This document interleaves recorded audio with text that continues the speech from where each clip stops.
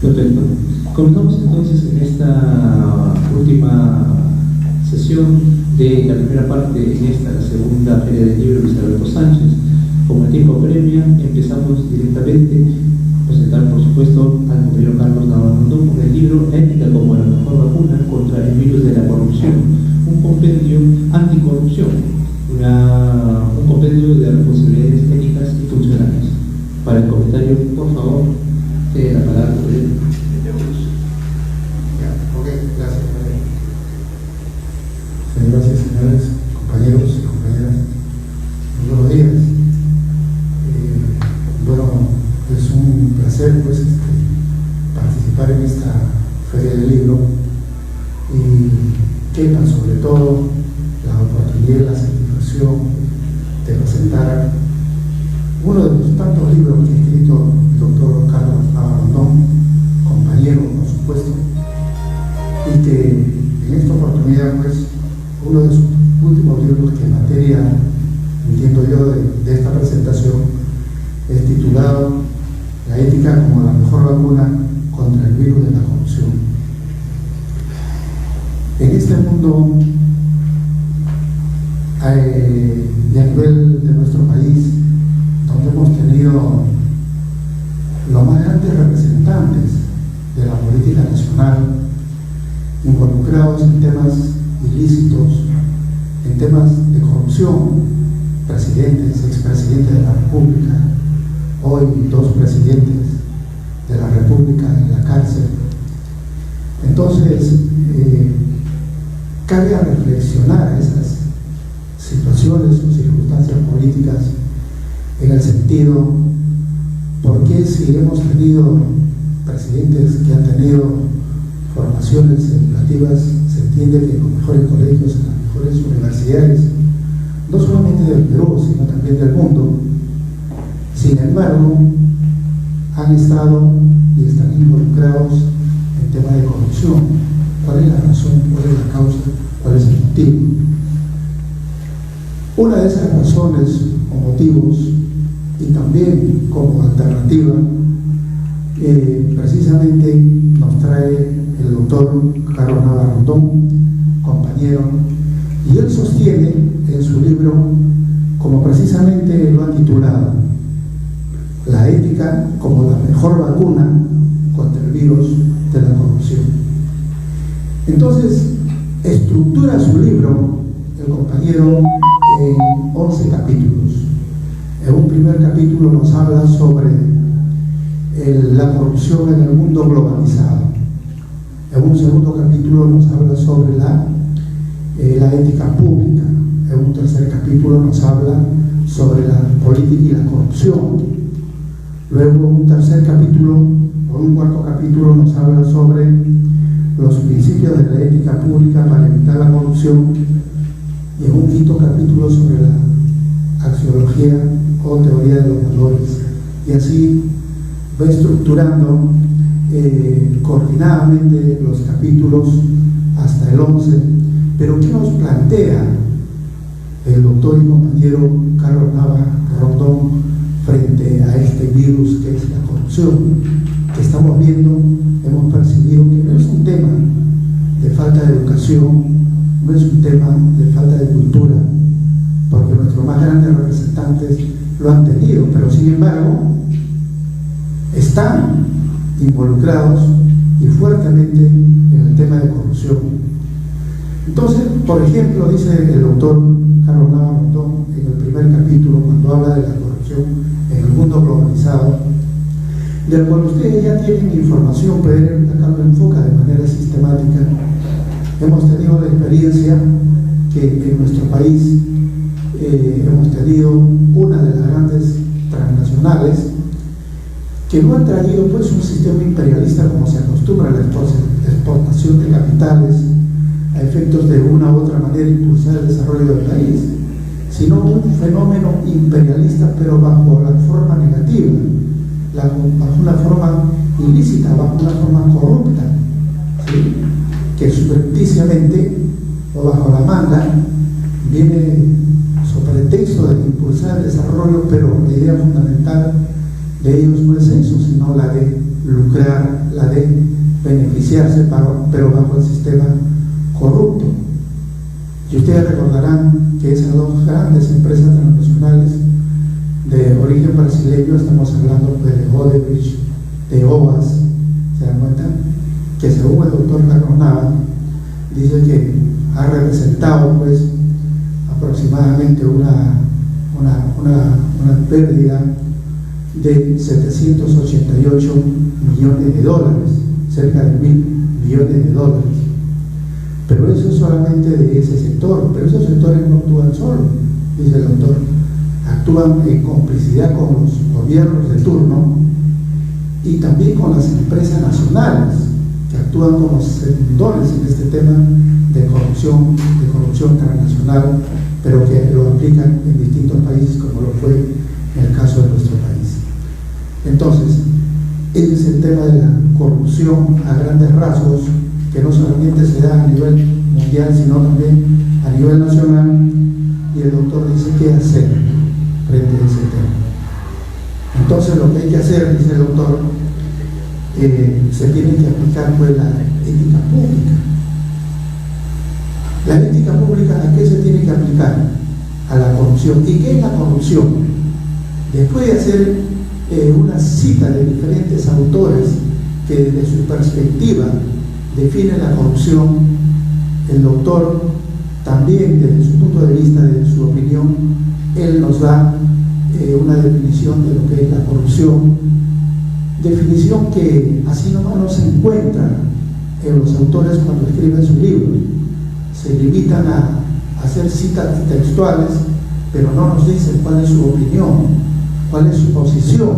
Pero en este caso, el doctor valientemente lo dice, y que según él, dice que la corrupción viene a ser el incumplimiento intencional del principio de imparcialidad o discrecionalidad, con el propósito de derivar de tal tipo de comportamiento un beneficio personal propio o para personas relacionadas con un funcionario corrupto, ya sea mediante la apropiación de bienes o rentas, cohechos u otras modalidades que pueden estar o no descritas en un catálogo de conductas prohibidas, pero que moralmente deben ser observadas y evitadas bajo responsabilidad funcional y cuestionamiento social ante la opinión pública. De manera que ante este fenómeno de la corrupción, una de las alternativas fundamentales desde la perspectiva de nuestro autor es aplicarles la vacuna. ¿Cuál es esa vacuna? La ética pública, que viene a ser pues la corrupción, mejor dicho, ¿no? El virus que su solución o su sanamiento es a través de la aplicación de la política. Pero voy a tratar de resumir y resaltar lo que consideramos lo más importante del libro. Entre otros aspectos, el doctor dice, pero ¿en qué área o en qué campo se ha manifestado más el tema de la corrupción? Es en el campo de la política.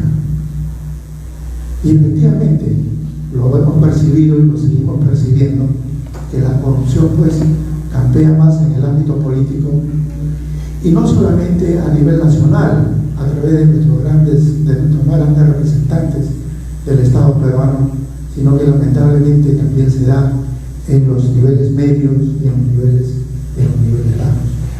Entonces la corrupción se está generalizando, la corrupción se está expandiendo, ante lo cual con urgencia hay que pues aplicar esta vacuna que es la ética pública. Miren, en el capítulo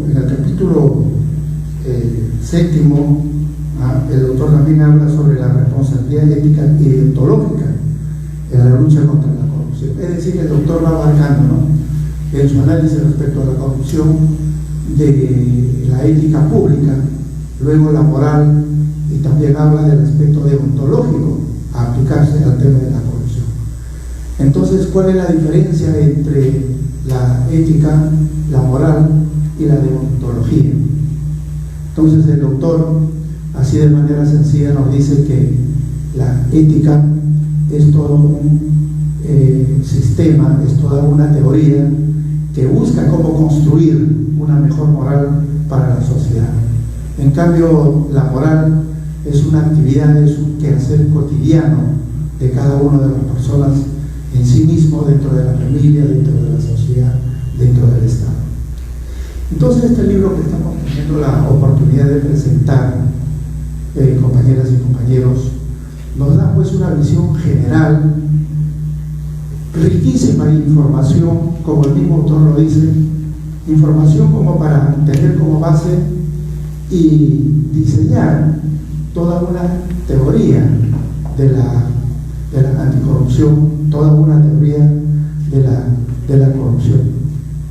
Entonces, lo que podríamos, después de la lectura del libro, quizás sugerir en el tema de corrupción, ya porque el doctor también habla de los diferentes delitos que se han tipificado en el Código Penal y las formas también como a través de las leyes se tienen que combatir el tema de la corrupción, ¿sí? Pero otra forma, aparte de la aplicación de la ética pública para el tema de la corrupción, nosotros entendemos que urge la necesidad ya de darle también un sentido práctico. Entonces tenemos acá un enfoque teórico, pero también hay que complementarlo con un aspecto práctico. ¿Y cuál sería ese aspecto práctico de la lucha contra la corrupción? Entendemos nosotros que si no se reestructura, por ejemplo, el sistema carcelario, cualquier tipo de lucha contra la corrupción no va a ser eficaz. Sabemos que las cárceles tienen una sobrepoblación. Entonces, si nosotros queremos que las cárceles sean, ya para terminar, sean efectivas, necesitamos construir la cárcel quizá más grande de América Latina, quizá del mundo, pero implementada con toda la tecnología del mundo. ¿Para qué? Para que la delincuencia no pueda actuar también desde la cárcel como se está dando hasta ahora. No se puede evitar la utilización de los medios tecnológicos de los delincuentes para que desde las mismas cárceles puedan delinquir. Entonces, si no tenemos cárcel o nuestras cárceles están sobrepobladas, ¿dónde lo vamos a guardar dónde lo vamos a encarcelar a nuestros delincuentes? En cárceles sobrepobladas, pero que no van a tener efectos para el cumplimiento de una pena y salvaguardar la seguridad de nuestros ciudadanos. Entonces, aparte de la ética pública, que es una aplicación para el tema de la corrupción, estaríamos sugiriendo la necesidad de construir cárcel, la más grande de América Latina, o quizá del mundo, pero con la implementación de las tecnologías modernas. Pero es suficiente el enfoque práctico en la lucha contra la corrupción. Pensamos que también requiere una modificación del Código Penal, donde los delitos de corrupción como cohecho, malversación o peculado, que son delitos cometidos por los funcionarios públicos, no estamos hablando pues de 20 años, 25 años, 10 años, 15 años, y que en la práctica sabemos que no los cumplen o lo cumplen a medias, ¿ya? Y para el colmo de todo ello, resulta que en el tema de la reparación civil no lo cumplen. Entonces, frente a esas dos cuestiones de la pena y la reparación civil, tiene que haber una modificación del Código Penal, quizá desde la misma Constitución. Es un tema también que lo estaríamos sugiriendo al doctor Walter Robles, cuya modificación, por ejemplo, de pena para los delitos de corrupción tiene que ser cadena perpetua, compañeras y compañeros, tiene que ser cadena perpetua. Y para el pago de la reparación civil, o para el tema de la reparación civil, tiene que alcanzar hasta el segundo grado de consanguinidad y cuarto grado de afinidad, para evitar pues que el dinero corrupto no llegue de todas maneras en manos de los familiares. De manera que el libro que presentamos aquí del doctor Carlos Navarro Rondón, compañero, nos da pues una información valiosa sobre cómo luchar con el tema de la corrupción, y él propone que la única manera o una de las formas principales es mediante la ética pública y evidentemente también del comportamiento moral que deben tener especialmente los funcionarios públicos. Muchas gracias.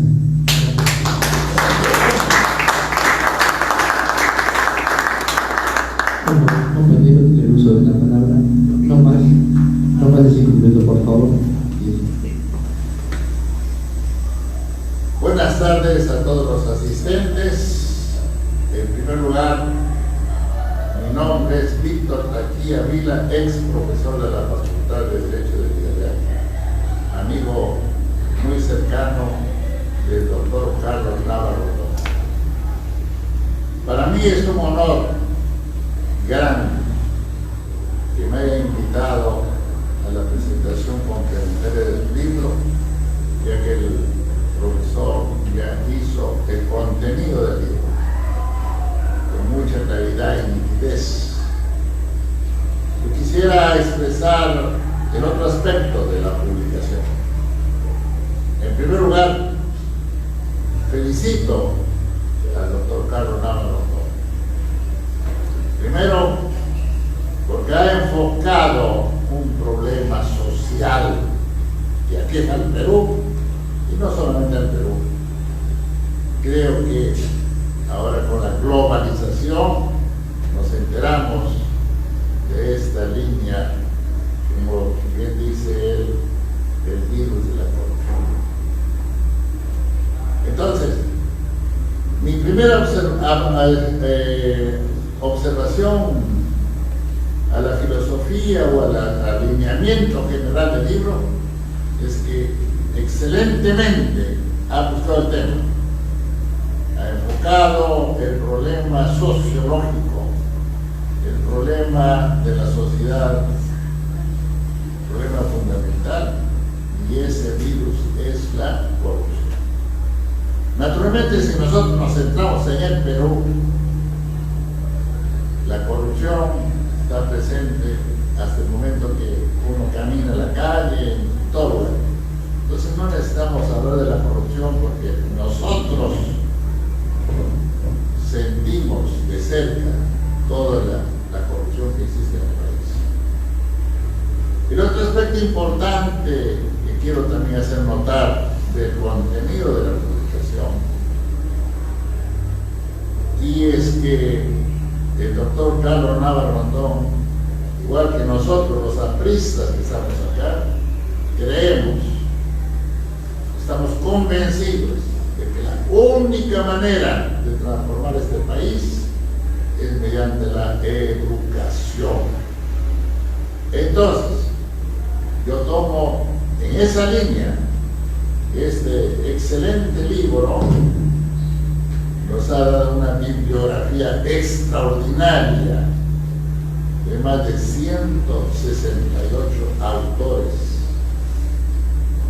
168 pensadores que han enfocado la forma de destruir la corrupción, o por lo menos bajar la forma de la corrupción en el mundo entero. Incluso se menciona a la Madre Teresa de Calcuta, valores cristianos, y una serie de intelectuales que yo invito a los presentes y a los alumnos de la Facultad de Derecho de la Villarreal y de jóvenes, leer este libro, y uno se encauzará por la línea que le corresponda. En mi caso, yo me voy a inclinar por la línea de la educación. El otro aspecto que quiero destacar también, y si es posible, yo he sacado una fotocopia de la tapa y la contratapa. En la contratapa están los ilustres personas que ya han dado opinión sobre lo valioso de este libro. Yo no sé si lo pueden repartir ahí, en el cual ya tienen opinión de este buen trabajo.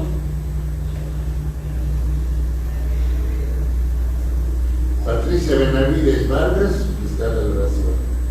Raúl Chanamé Orbe, doctor en Derecho y Paz, decano de Antología de Guadalajara.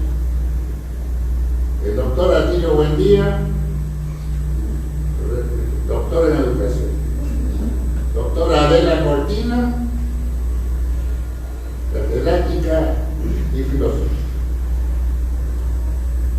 Y también se toma y se cita al pensamiento que dijo el Papa Francisco. Entonces yo lo tomo por esa línea. Este libro nos educa a todos. ¿Y por qué razón? Porque tenemos que cambiar de actitud frente, como bien dijo mi colega, de la gestión pública, la ética y la gestión pública.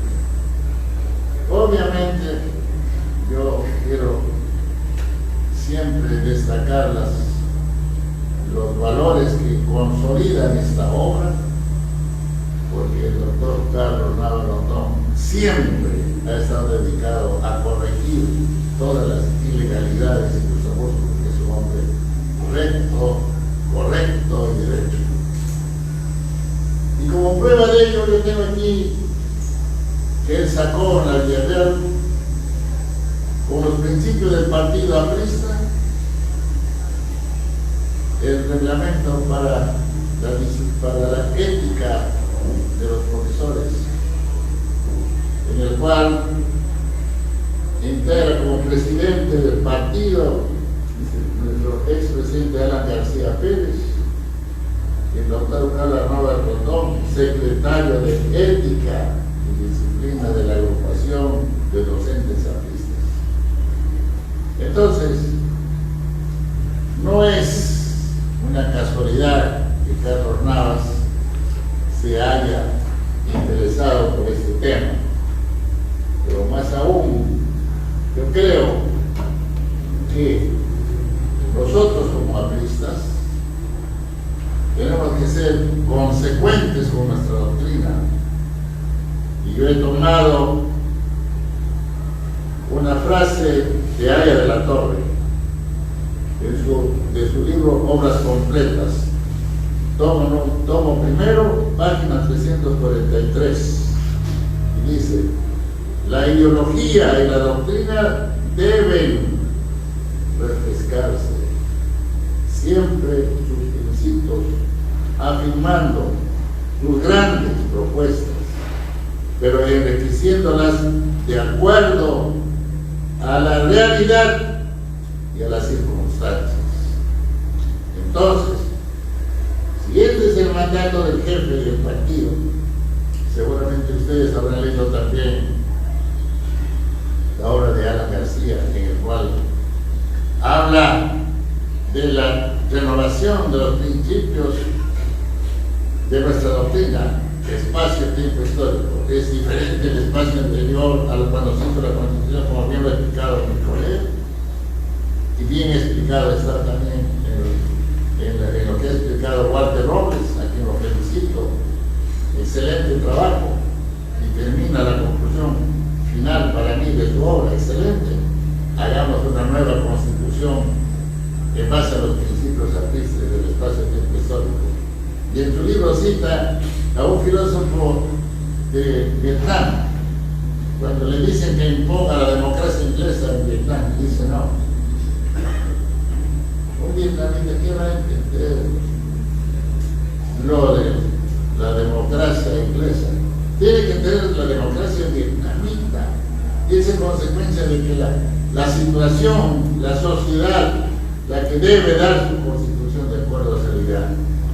Por esa razón, me permito también felicitar a nuestro compañero y colega y amigo, el doctor Abraham Fudrini, por la propuesta. Eso es nuestra ideología: renovar, crear de acuerdo a la realidad.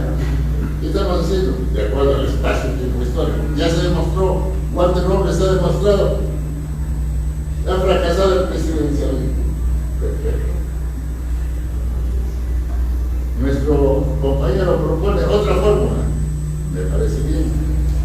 los intelectuales del derecho constitucional, de la teoría del Estado, los apristas que sepan de la administración pública, deberíamos analizar. Entonces, yo quisiera terminar recomendando el libro de mi colega Carlos Naus, que es un libro educativo, es un libro que nos da fundamento para poder tener las ideas claras del aprismo. ¿Cuál es? No la corrupción. ¿Cuál es? Que nosotros somos un partido mayoritario del pueblo, y si somos partido del pueblo, tenemos que respetar sus derechos, como bien dijo en la nueva Constitución, los derechos fundamentales, los derechos humanos. Entonces, termino, estimados compañeros y colegas intelectuales que están presentando sus creaciones, que sigan estos debates, y los que pintamos canas, los que sabemos algo, lo que la vida nos ha enseñado, daremos alguna opinión. Un aplauso por Carlos Navas y por Blanca.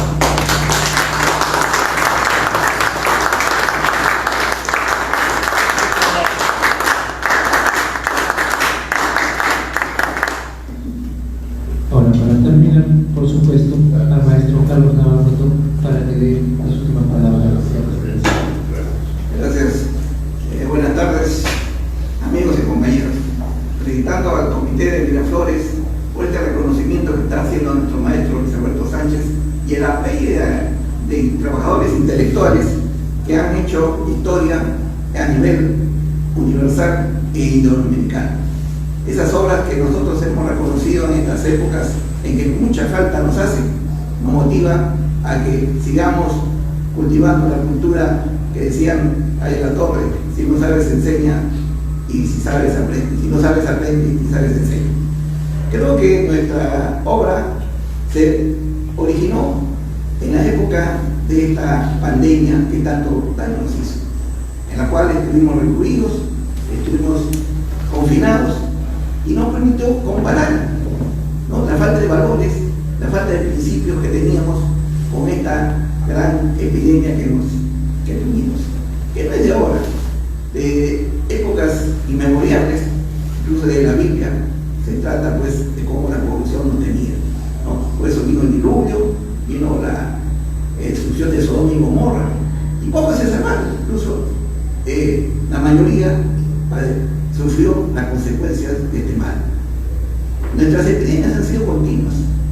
Esta epidemia moral que todavía nos arrastra, que arrastramos, se tiene que combatir.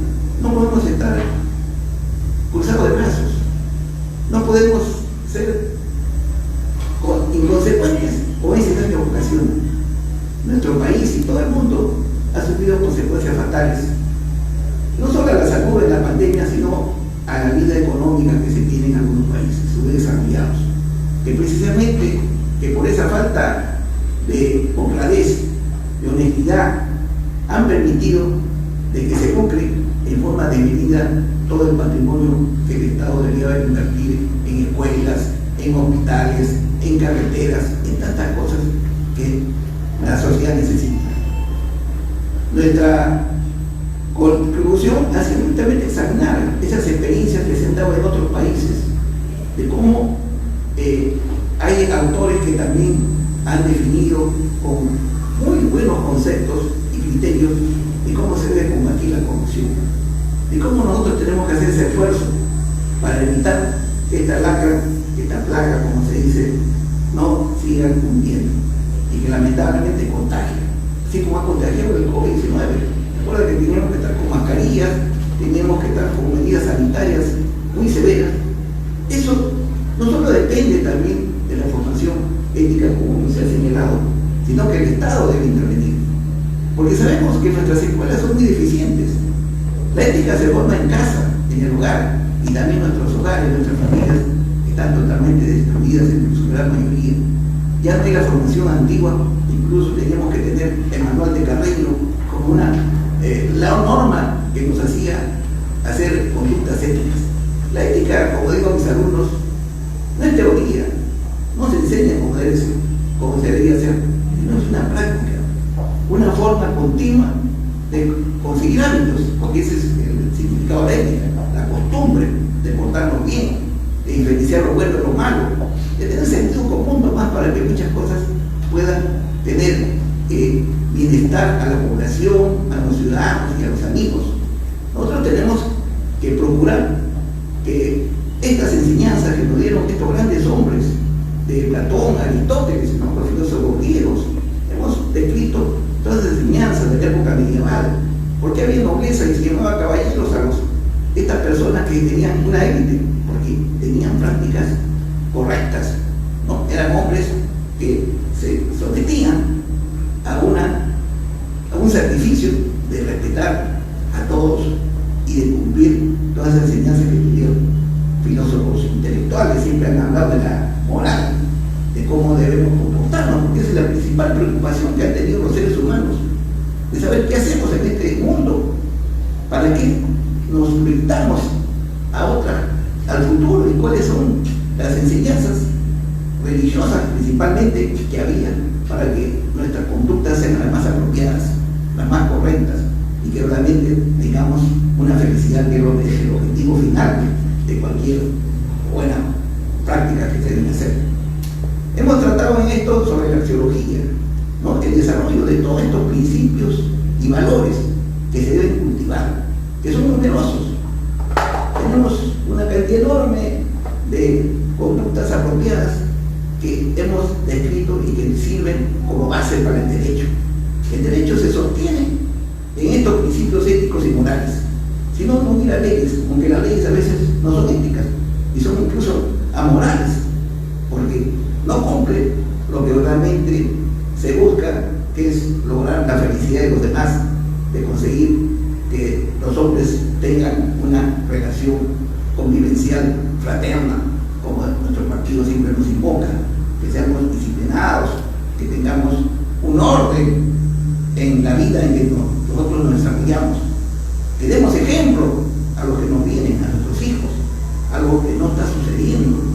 Yo realmente me asombro, y por eso a veces en política ya, si no quiero meterme, solo siempre soy leal, porque mi padre así me enseñó, que hay un partido que tiene hombres de esta valía, como lo tuvieron nuestros grandes mártires, nuestros grandes maestros, de los cuales hemos aprendido esta forma de cómo debemos gobernar el país. Pero la realidad es distinta. Sabemos cómo se encuentra todo un Congreso desprestigiado. Hay autoridades que no tienen valores en nada, alcaldes, gobernadores, que, como se ha dicho, siempre están proclives a que tener estas ganancias ilegales. Las tentaciones son muy grandes en la administración pública.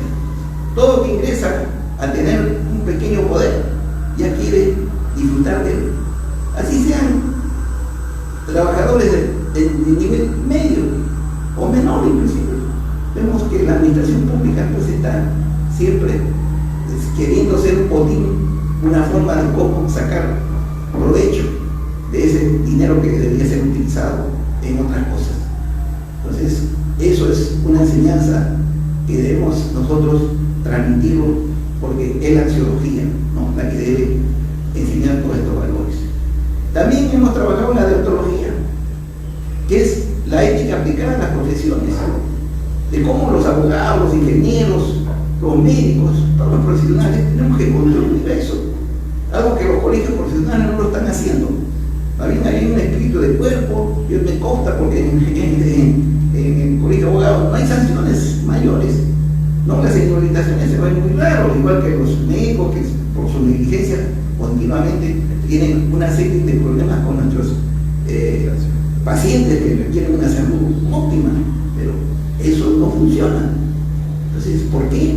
Porque no hay esa formación, ese interés del Estado en procurar de que haya realmente una inversión, como se ha hecho con la pandemia. Pues en el COVID se ha derrotado la pandemia por las vacunas, que nos han costado mucho, es verdad, y incluso han sido despilfarrados en algunas vacunas que no servían, en unas pruebas que eran totalmente totalmente absurdas y que no pasa nada, porque estos que propiciaron y que permitieron, y lo digo con mucho dolor, porque yo conozco incluso de algunos compañeros que se hicieron estas pruebas y se confiaban de que estaban bien y salieron, o no, o se contagiaron inmediatamente y ya no los tenemos. Y gente joven, muy valiosa. Así es este virus. La corrupción también nos hace daño tremendo, económica, socialmente y de todo tipo. Entonces tenemos que luchar contra este virus. Realmente que hay una serie de informaciones que hemos obtenido que provienen de hombres ilustres que nos han enseñado el camino cómo luchar, ¿no? Tenemos ahí literatos, políticos, religiosos, filósofos que de diferente forma nos instruyen cuál es la ruta que debemos tener, cuáles son estos criterios éticos y morales que debemos seguir para evitar, porque no va a desaparecer, es obvio, nunca va a desaparecer un mal que es tan grave como también va a ser las epidemias que continuamente vienen. Estos brotes se dan continuamente, regresan, se cambian, no, se mimetizan. Actualmente es más difícil de hacer la corrupción, dicen, no, sigue siendo, a pesar de que hay instrumentos tecnológicos que graban, que hacen que los medios probatorios sean más eficientes para sancionar la corrupción. A pesar de todo esto, se sigue repitiendo. Las mismas autoridades regresan inclusive para seguir corrompiéndose, ¿no? Y algunos de ellos, los que quieren salir, que son muy pocos, dicen, bueno, al final no tengo ningún proceso, pero todos que participan de alguna manera se contagian, porque es notorio de cómo las municipalidades, los ministerios, todos los que ingresan de una forma con esta manera fácil de progresar supuestamente a costa del erario nacional. Entonces tenemos que hacer algo, compañeros. Tenemos que hacer algo en la ciudadanía en general, porque esto sigue creciendo. Y es como este virus, como digo, y la vacuna. A veces digo, es este libro, a los amigos les regalo un libro, digo, voy a tomar tu vacuna, porque esto va a impedir de que tú tengas las tentaciones. Que realmente recuerdes a tus abuelos, a tus padres, a tus bisabuelos, y las enseñanzas que algunos no le dieron lamentablemente en el colegio. No tuvieron, como dije, la formación ni en el hogar, que también es donde se debería enseñar a los jóvenes que ahora tenemos en la universidad. Y veo con mucha tristeza que no existe pues esa formación que tuvimos nosotros cuando recién nos iniciamos, que eran las cosas diferentes.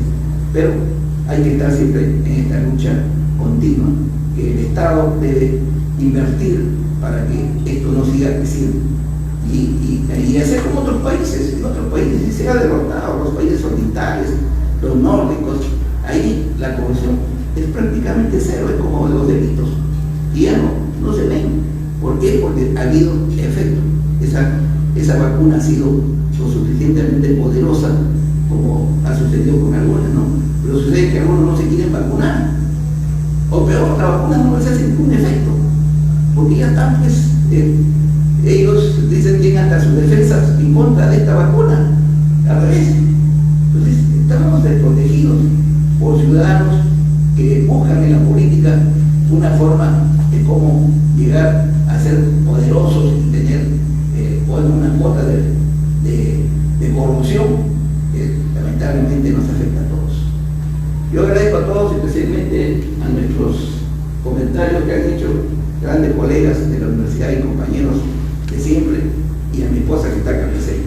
Realmente sin ella, aquí no